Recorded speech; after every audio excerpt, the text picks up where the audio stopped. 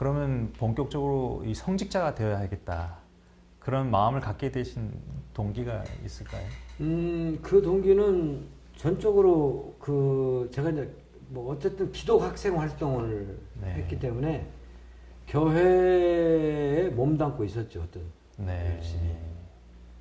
그런데 이제 학생 운동은 뭐 그 당시로는 반정부적인 주장을 많이 하다 보니까 끌려가기도 많이 했고, 뭐 제가 시작할 때는 뭐 데모가 한참인데 그 이전 단계부터 저는 학생 운동을 네. 했으니까 7.1학번이니까 그래서 오히려 내가 평생 지향해야 될 길 중에서 가장 안전한 길이 성직의 길이다. 오히려 저는 그렇게 생각을 해서 네. 성직의 길을 가려고 했습니다. 그리고 그 당시 우리 기독학생운동, 그 KSCF라고 하는 기독학생운동에 저 학번 때 열심히 했던 사람들은 정말 진중하게 가는 것이 소위 신학교 가는 걸로 그때 이해됐고, 네. 그 뒤에 이제 학생들은 현장으로 네. 그래서 유장 취업 같은 것도 나오고 그랬지 않습니까? 그 뒤에 뭐 그런 거 저희 때는 그래서 사실은 이제 성직을 지망하게 됐고, 네. 그때는 성직을 지망하면 성공회 성직자는 생각은 안 했어요. 네. 그때는 성공회를 몰랐었고, 그러다가 우연히 성공회 성직자 한 분을 만났습니다. 지금 돌아가셨지만 그분을 저는 이제 은사라고 생각하시는데, 그분의 이야기를 듣고 내가 성공회 성직자가 되어야 되겠다 생각을 했습니다. 그렇게 해서 출발하시게 되셨던 이제 성직자 생활이 이제 38년간 예. 하게 되셨고, 지난 2018년도에 은퇴를 하셨습니다.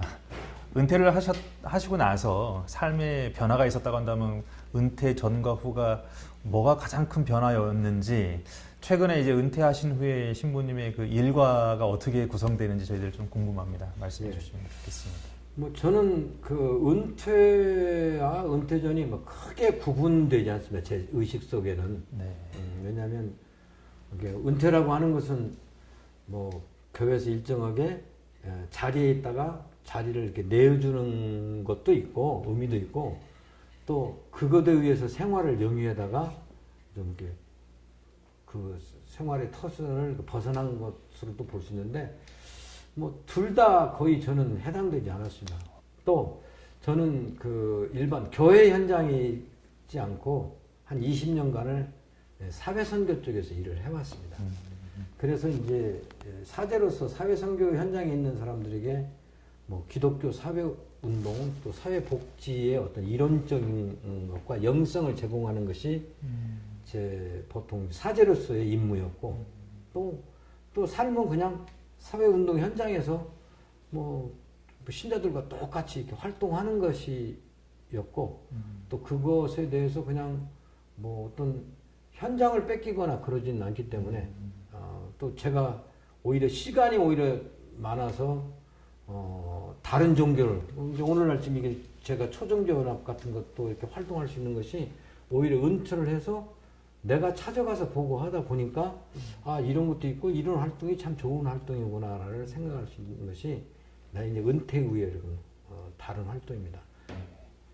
한 교단에 한정된 어떤 사역이 아니라 그만큼 범사회적으로 폭넓은 사역을 해오신 신부님의 그 이력이 좀 느껴지게 되는데요. 어떻게 보면 좀 상식적이고 기본적인 질문일 수도 있지만, 그래도 의외로 궁금해하시는 분들이 좀 있어서 질문을 좀 드리자면, 성공회와 천주교가 어떻게 다른 것인지, 그러니까 성공회라고 하는 교단에 대해서 일반인들이 좀 쉽게 이해할 수 있는 그 성공회만의 특징, 그리고 성공회가 가지고 있는 특별한 기념일이 혹시 있는지 좀 말씀해 주시면 좋겠습니다. 예, 한마디로 성공회는 구교냐 신교냐라고 나눴을 때 네. 한마디로 신교입니다. 프로테스탄트입니다. 뭐 성직자를 부르는 명칭이나 또 예배, 미사 등 이 천주교와 용어들이 거의 같기 때문에 네, 그렇습니다. 뭐 이런 질문을 많이 합니다만, 내용에 있어서는 실제로 전혀 다른 겁니다. 역사적으로 보면 종교개혁이라고 하는 거죠. 저는 종교개혁이라고 하는 걸 부르는 것도 사실 못마땅치 않습니다. 왜? 교회개혁이지. 뭐 그때 불교가 개혁이었습니까? 그렇죠. 사실 기독교 개혁인데 이 당시에 영국은 로마 천주교가 이렇게 지배했는데 로마 천주교로부터 영국의 국왕이 그냥 단절을 선언했습니다. 예. 그래서 성직 제도라든가 또 교육 관습과 용어는 비슷할지 몰라도 단절하고 개신교 신학을 그때부터 차용을 했습니다. 네. 예. 그래서 성공회는 뭐 전혀 다릅니다. 그래서 성공회는 그 교파의 대표를 뽑는 데 있어도 중앙 집권적 형태를 띠지 않습니다. 관습적으로 영국의 캔터베리 교구의 교구장이 되면은 그냥 성공의 대표자가 됩니다. 예. 그래서 성공회는 다양성 있는 교회라고 스스로를 말합니다. 예컨대 저를 보거나 한국에 있는 성공의 모습을 보면 아 성공회는 대부분 저렇다라고 생각하면 그건 아주 엄청난 오해입니다. 뭐 근데 성공회는 몇 가지 원칙이 존중이 되면 성공의 공동체가 됩니다. 그 대표적인 예로 뭐 간단합니다. 뭐 대부분의 교회들이 그러죠. 성경 66권을 정경으로 인정하느냐. 그리고 지금 뭐 천주교에서는 외경 정경으로 인정하지만 그런 것들을 뭐 교훈으로 삼을 수 있다. 라고 하는 정도고. 그 다음에 성직제도, 부제, 사제, 주교 이 삼성직제도를 뭐 인정한다면 성공의 공동체 안에 들어옵니다. 그리고 예컨대 이제 어떤 전통과 관례를 우리하고 같이 갈 수 있느냐라고 하는 정도의 이해만 되면 성공의 소위 앵그리칸 커뮤니티라고 하는 데는 다 들어옵니다. 그래서 성공회는 뭐 세계적으로 한 1억 정도가 된다고 하는데 뭐 나라마다 뭐 다 다르는데 뭐 형태가 다 다릅니다. 네. 그런 성공의 기본적인 이 다양성과 열려져 있는 문화가 있기 때문에 가능했으리라고도 추측이 되는데요. 신부님께서는 사제의 자리에 계시면서도 다양한 봉사활동에 참여를 하신 걸로 알고 있습니다. 사실 이 봉사 이런 실천이라고 하는 것은 모든 종교인들에게도 필요한 하나의 숙제, 과제일 수도 있는데요. 이렇게 다양하게 사회활동과 연결되어진 봉사활동에 참여하시게 되셨던 어떤 동기, 그것이 무엇인지 궁금하고 특별히 지금까지 해오셨던 사회활동, 봉사활동 가운데 기억이 나시는 에피소드가 있다고 한다면 소개를 해주시면 좋겠습니다. 네. 저는 성직자의 길을 선택한 것이 마치 어떤 사람이 말하듯이 신비한 계시나 보이지 않는 어떤 힘이 나에게 작용해서 내가 마치 어떤 신적인 능력에 이끌려서 성직자가 되었다고 그렇게 생각해보거나 뭐 그런 적이 없으니까 네. 또 그렇게 말해본 적도 단 한 번도 없습니다. 지금도 단 한 번도 100%도 내 의지, 내 생각에 의해서 성직자가 됐고 남한테 이끌려서 이렇게 됐다고 생각을 하지 않습니다. 그 예로 저는 제가 성직자의 길을 택했을 때 저희 아버지는 뭐 엄청난 반대였습니다. 거의 방해에 가까운 반대를 내가 받았음에도 불구하고 제 고집으로 이 길을 갔고 물론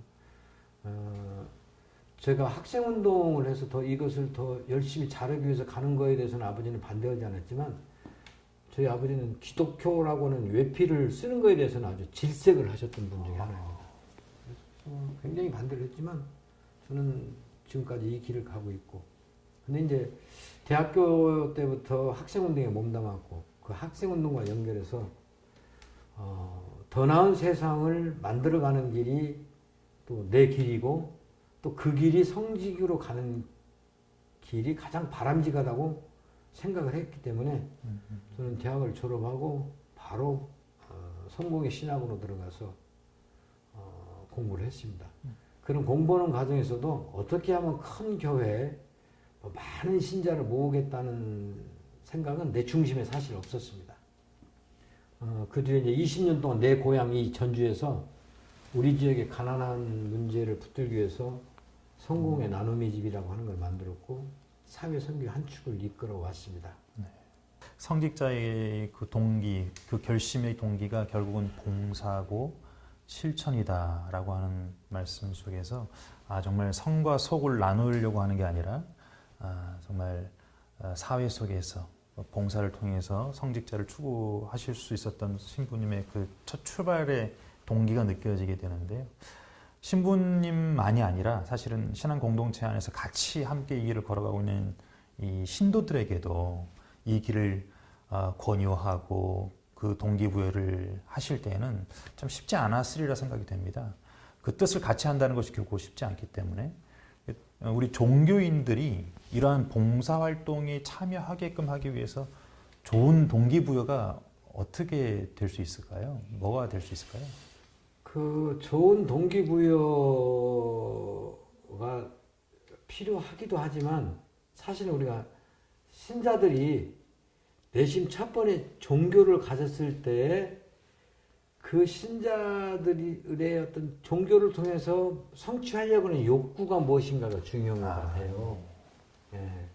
그래서 종교적인 어떤 동기, 예를 들어서 뭐 중한 병에 걸려서 뭐 어쨌든 뭐 교회를 다니든 종교를 가져서 병을 고쳤다면 그 동기로 출발한 사람은 그게 어떤 종교의 전부가 되는 것 같고, 또 종교 생활을 하면 착한 일을 할 수 있고 선한 일을 할 수 있다라고 이렇게 좋은 인격을 갖출 수 있겠다고 생각하는 사람은 뭐 그 길로 매진되는 것 같아요. 근데 그런 전혀 나오고 동기가 다른 사람을 이렇게 동기를 변화시키는 것은 뭐 그리 쉽지는 않아요. 않지만 그럼에도 불구하고 저는 그렇게 주장을 합니다. 예수가 말한 원래 원뜻대로 이야기하면 된다. 성서에 대부분 가르친 대로 산다고 해요. 성서라고 하는 것은 딱 획일적으로 일목요연하게 한 곳만 지향하지는 않습니다. 아까 제가 말씀드린 대로 뭐 어느 성서는 뭐 사람을 차별해도 되는 것처럼 이야기하는 그런 부분도 있고, 또 크게는 모든 사람은 하나님의 자녀이니까 그 자녀를 사랑하는 걸로 예수의 길을 따르는 걸로 간단하게 이야기하면 그 길인데 그걸 사실 복잡하게 설명합니다. 그러다 보니까 뭐 이웃을 사랑하고 섬기라고 하는데 원래가 있는데 뭐 교회 달다니고 변형을 시켜서 교회 행사에 잘 참석하게 하고 또 예컨대 뭐 교회 돈 잘 바치는 것으로 이렇게 변해버렸습니다. 그렇기 때문에 저는 이렇게 하면 예수가 가리킨 것을 봐야지 그 예수의 계속 손바닥만 이야기하면 그것이 아무리 정교하고 논리 정연한다 할지라도 결국은 문제가 된다. 오늘 낮에 어떤 그 어르신들하고 모임이 있어서 제가 그런 얘기했어요. 교회 이야기를 하다가 다 좋은데 그러면 뭐가 좋으냐 나쁘냐는 그냥 교회의 어떤 예배 행위나 교회가 정말 이건 하나님의 진리라고 생각하는 것들도 사회의 공공성에 유축이 된다면 그것은 잘못된 거다. 제가 그런 얘기를 한 적이 아까 낮에 한 적이 있는데 그런 것 같습니다. 어떤 그런 비춰진 거울이 있어야 된다고 봐요. 우리가 흔히 세상 살면서 사람들의 성격을 진단하는데 저는 그러거든요. 이게 좋은 위치에 있고 평범했을 때는 사람들 다 좋아요. 근데 어떤 사건을 통해서 그 사람을 알듯이 맞습니다. 이번에 코로나 사건을 통해서 한국교회의 성격을 알아버리지 않습니까? 저만 알고 오히려 배려심 없고 이기적이고 뭐 별로 사회 유형 가치가 없는 걸로 사실 들통이 나버렸지 않습니까? 그런 것처럼 바로 그런 동기가 사실 불순하기 때문에 그런 겁니다.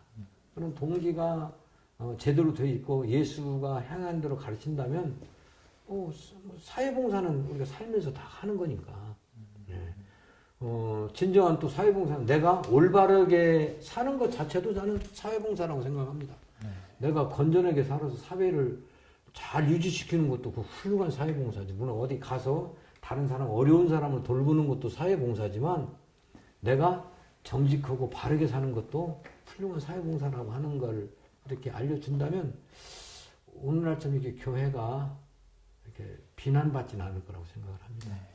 이번 코로나로 인해서 우리 한국 사회는 정말 많은 변화를 겪은 것 같습니다. 그 큰 변화 속에서 특별히 앞서 말씀하신 것처럼 우리 종교계가 특별히 기독교계가 부정과 긍정의 양면의 모습들을 많이 보여준 것 같습니다.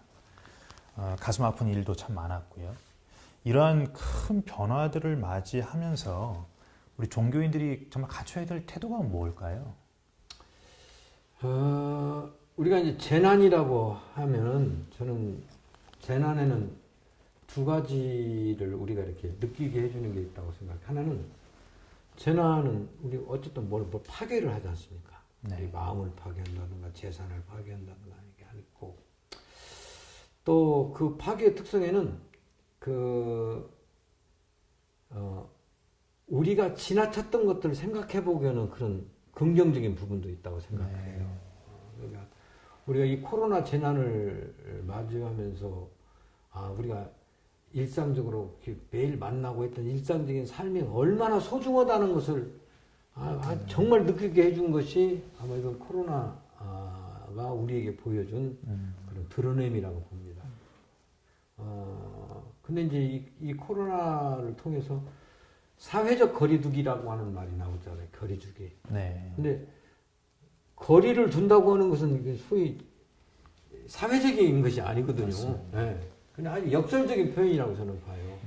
그러니까 그 사회적 거리두기라고 했을 때는 사회적으로 거리를 둔다고 하는 것은 오히려 사회적으로 그 사람을 배려한다고 하는 그런 역설적인 숨겨진 의미가 있는 것 아니겠습니까? 네. 그럼에도 불구하고 한국 교회들은 이렇게 우리는 열심히 모이고 이런 것에 대해서 방해를 받는 그런 생각 때문에 더 열심히 모이다 보니까 이제 더 감염이 되고 이제 이런 사태가 일어났는데 그것은 우리 기독교의 덕목이라고 하는 것이 저는 그 섬김과 나눔이 있다고 봐요. 네. 섬김과 나눔 두 가지. 그러니까 그 섬김 안에는 코이노니아라고 하는 게 있는데 그 코이노니아를 못하게 하는 거죠. 네. 네.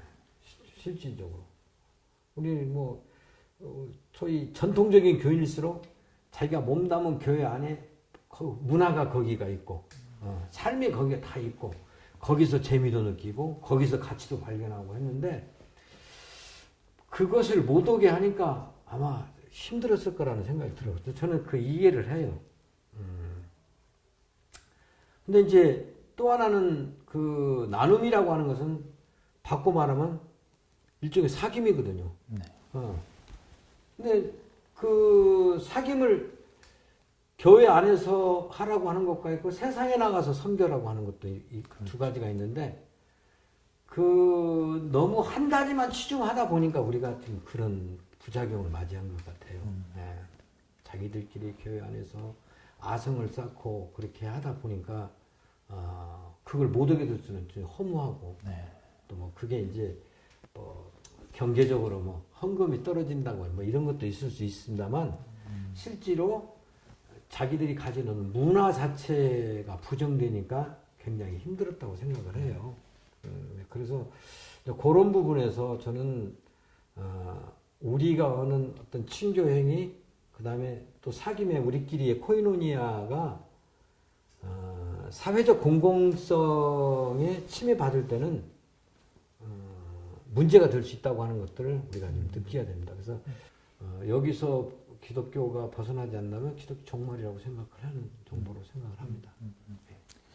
우리 한국 사회가 정말 다종교 사회구나라고 하는 느낌을 갖게 됩니다. 특별한 특정 종교에 치중되는 것도 아니고 또 차별하는 것 같지도 않고 기독교로부터 불교, 이슬람, 다양한 민족 종교 함께 공존하는 사회인 것처럼 보이긴 하는데 간혹 가다가 나타나지 말아야 할 또 불미스러운 일들이 또 나타나는 것 같습니다. 예를 들어서 지난주 부처님 오신 날 조계사 앞에서 일부 청년 기독교 단체에서 또 시위를 한다든지 또 회불 사건이 나타난다든지 이러한 다종교 사회 속에서 종교 간 좀 더 평화적이고 발전적인 대화나 또 함께 할 수 있는 이 운동이 일어나기 위해서 필요한 것이 무엇이라고 생각하십니까? 예, 뭐 우리 안에 그런 충돌이 있는 건 뭐 사실이죠. 다행스러운 건 그래도 우리는 이게 한국의 기독교가 다른 종교를 보는 세 가지 저는 관점이 있다고 봐요. 하나는 그냥 지역불입니다. 한마디로 말해서 배타주의. 네. 예. 네. 예수 외에는 구원이 없다.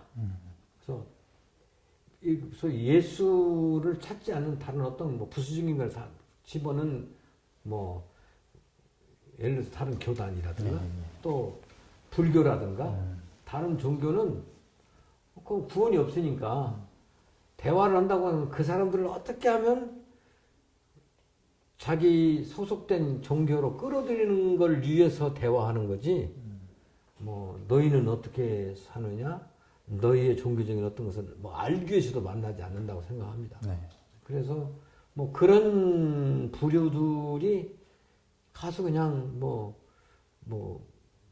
불상의 목을 자른다든가, 심지어 뭐 당군상도 자른다든가 뭐 이렇게 하는 것이 자기가 신앙을 잘 믿는 행위라고 뭐 자인하면서 사는 가는 그런 부류들이 있고, 저는 또 한 부류는 소위 이건 2차 그 바티칸 회의 때 나온 거로서 천주교가 다른 교단을 바라보는 시각이라고 저는 봐요. 네. 그게 뭐냐면 나는 완벽한 구원의 길이 있는데 다른 종교는 뭐 없는 게 아니라 한 80% 정도. 네. 나는 100점이고 너는 80점짜리다. 네. 근데 뭐 그래도 80점짜리하고도 어울려야 되는 거지. 예. 뭐 0점은 아니니까. 이런 정도로 바라보는 집단이 있고, 일명 포괄주의라고. 그렇죠. 예, 뭐 그런 집단이 있고, 또 한 집단은 그 다원주의라고 말할 수 있는 거지만, 사실은 이 다원주의는 상당히 어렵습니다. 그렇게 이론적으로는 그렇죠. 사실 비교하는 것 자체도 별로 거부하는 겁니다. 맞습니다. 우리가 비교한다고 하는 것이 뭐예요? 키가 작다라고 한다고 하는 데는 이미 키가 크다고 하는 기준 하에서 키가 작다라는 거거든요. 네.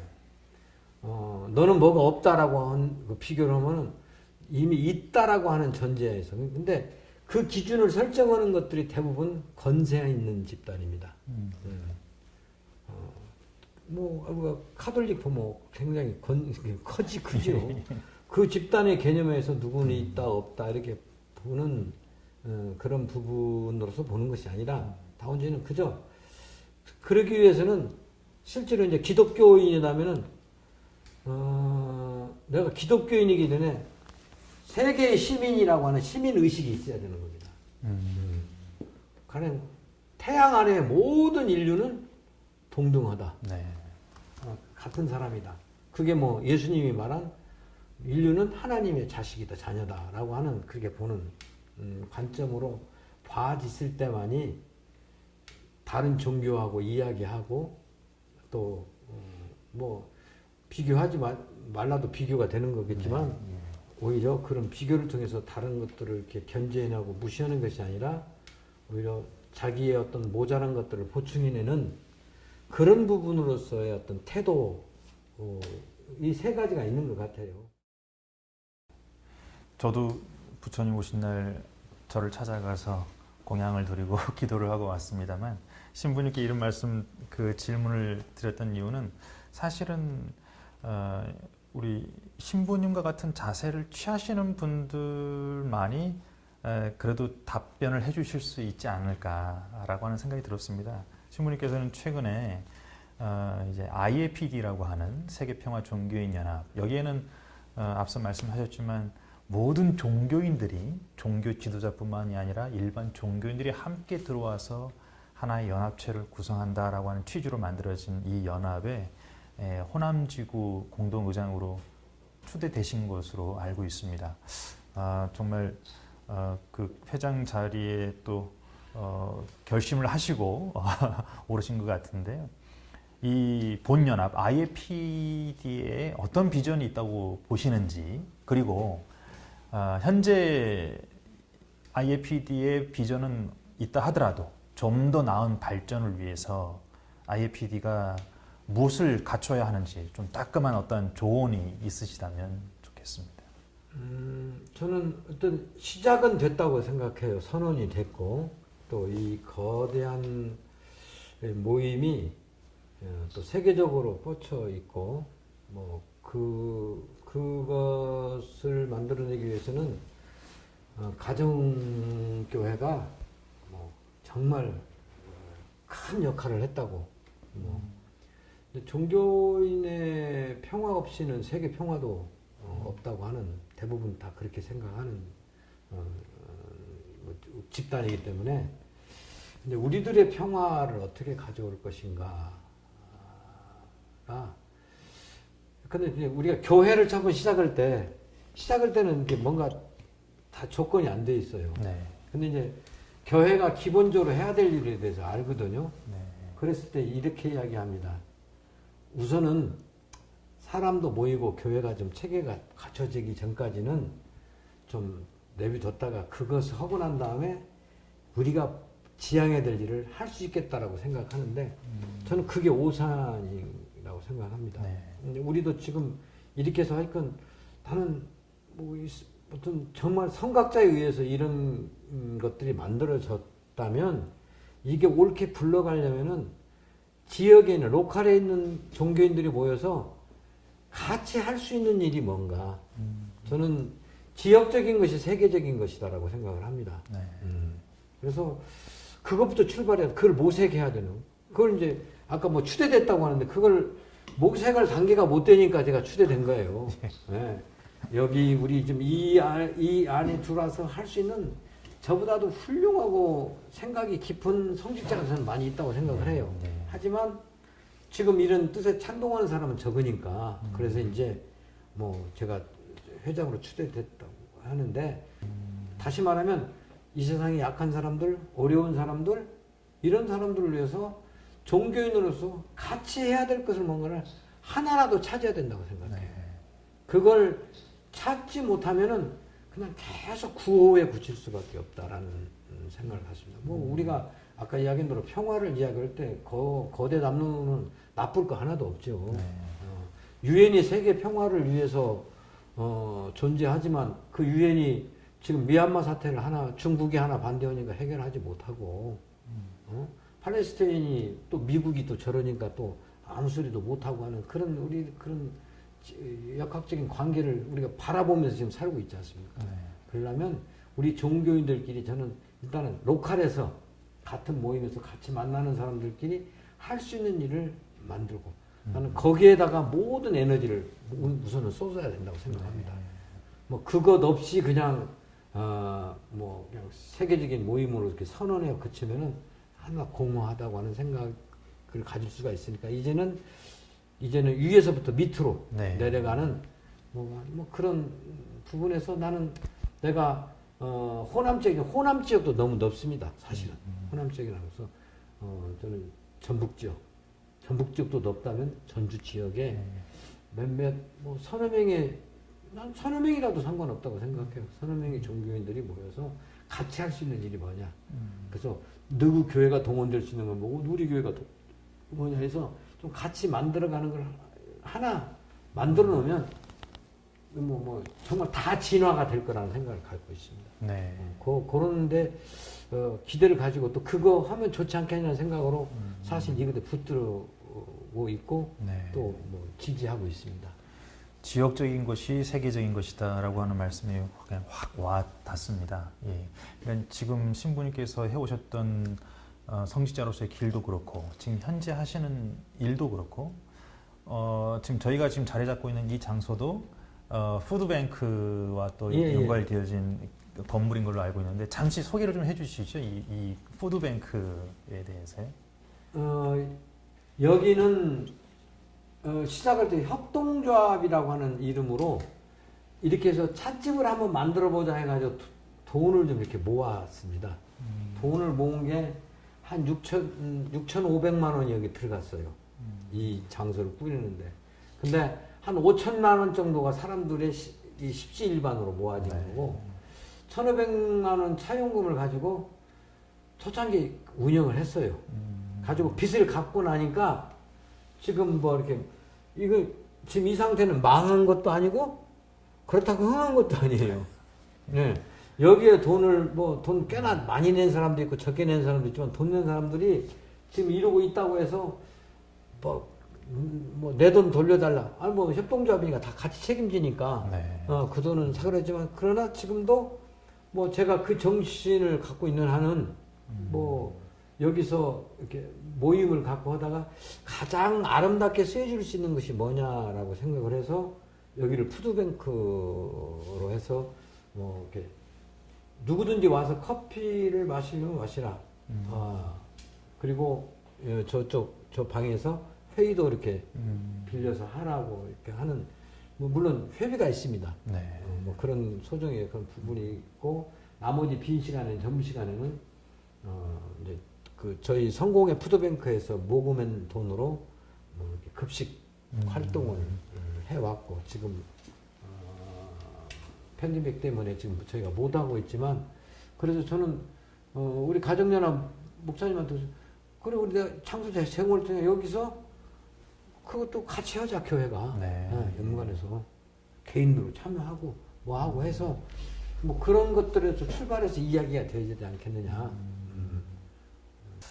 앞서 말씀하신 것처럼 성직자의 첫 출발의 동기점을 실천과 또 봉사로 삼으셨고 그렇게 또 평생 성직자로서 살아오셨고 이러한 기반을 가지고 끊임없이 지금도 실천하고 계시는 우리 신부님의 삶을 좀 느낄 수 있는 시간이었던 것 같습니다. 오늘 바쁘신 와중에 오늘 이렇게 귀한 시간 내주셔서 정말 감사합니다. 아니 영광입니다. 고맙습니다. 이렇게. 앞으로 하시는 모든 이제 사역들 은퇴는 하셨지만 네. 은퇴 이후 계속 이어지는 모든 그 활동과 봉사들이 더 큰 빛을 좀 발했으면 좋겠고요. IAPD 의장으로서도 큰 역할을 하시기를 저희들 기도하겠습니다. 한번 해볼게요. 감사합니다. 네. 예.